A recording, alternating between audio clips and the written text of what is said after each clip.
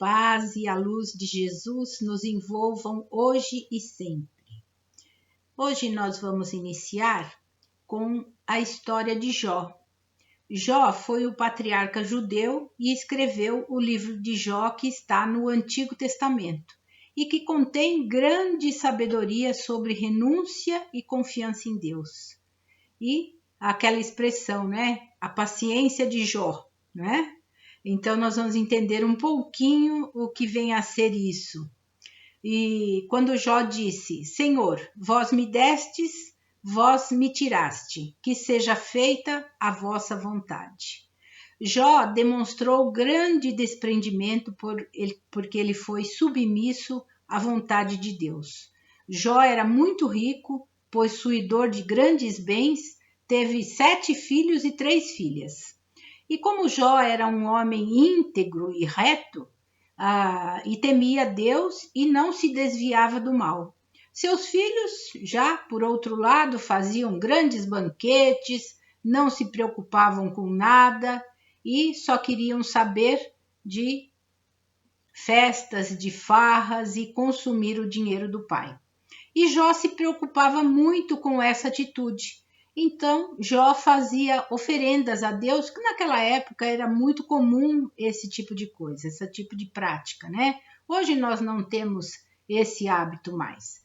Ele fazia grandes oferendas a Deus em nome dos 7 filhos que ele julgava terem pecado. Um belo dia, num desses banquetes, estando os filhos de Jó todos reunidos e tomando vinho na casa do primogênito, veio um vento muito forte que abalou os 4 cantos da casa, vindo a cair e a matar os filhos de Jó. Assim, Jó foi testado na sua fé. Foi quando disse essa citação que acabamos de falar: Vós me destes, vós me tiraste, que seja feita a vossa vontade. E Jó ainda foi testado pela segunda vez, quando lhe apareceram chagas por todo o corpo e a dor era imensa. Assim vieram os anjos para protegê-lo e o mal também se aproximou dele, quer dizer, os espíritos inferiores vieram para testá-lo. Jó então blasfemou contra Deus, num primeiro momento, mas logo depois ele se arrependeu e aceitou com resignação e submissão os desígnios de Deus.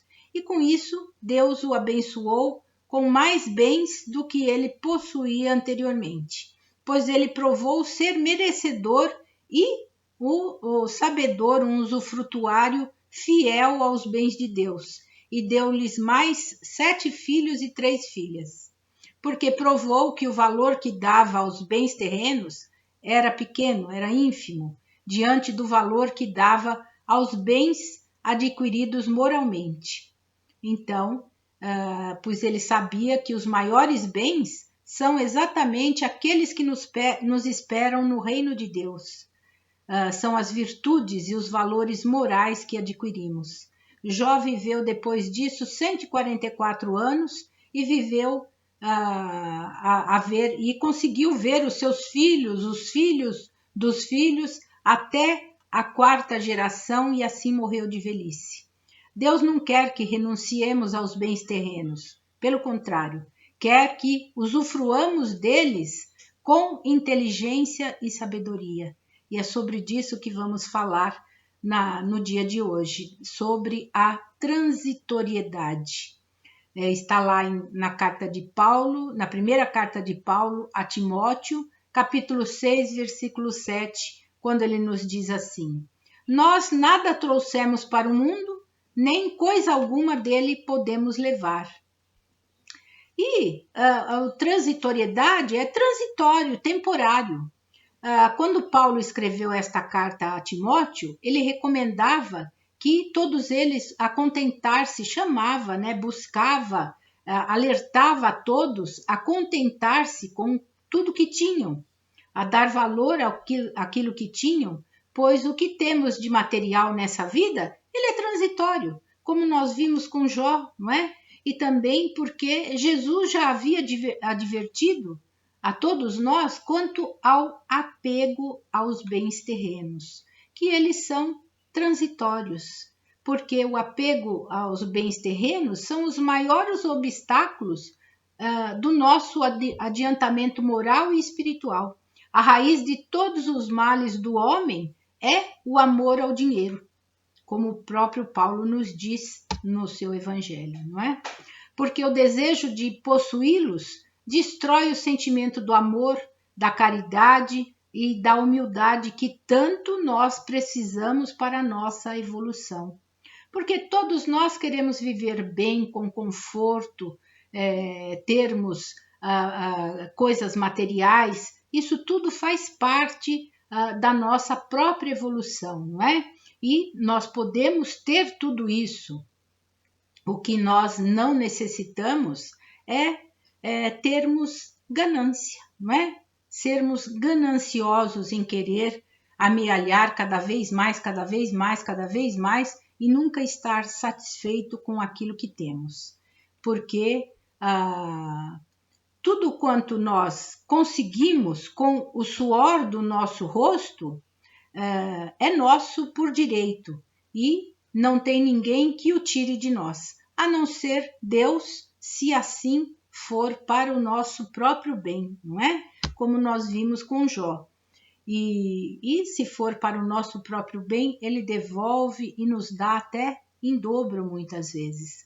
O que não necessitamos, como já falamos, é a ganância, porque nós somos apenas, não somos proprietários de nada, né? Não temos casa, não temos carro, não temos bens materiais de qualquer tipo, somos apenas usufrutuários dos bens que Deus nos permitiu ter, não é? Não somos nem o nosso próprio corpo físico, nós vamos deixá-lo aqui quando partirmos, não é? Então não somos dono de nada, somos apenas, como falamos, usufrutuários, porque Deus apenas nos empresta e nós, né, nos gabamos. Meu marido, meu filho, minha casa, meu carro, enfim, nada é nosso. Tudo apenas é um empréstimo pela misericórdia de Deus para que saibamos bem aproveitar, usufruir de tudo isso, não é?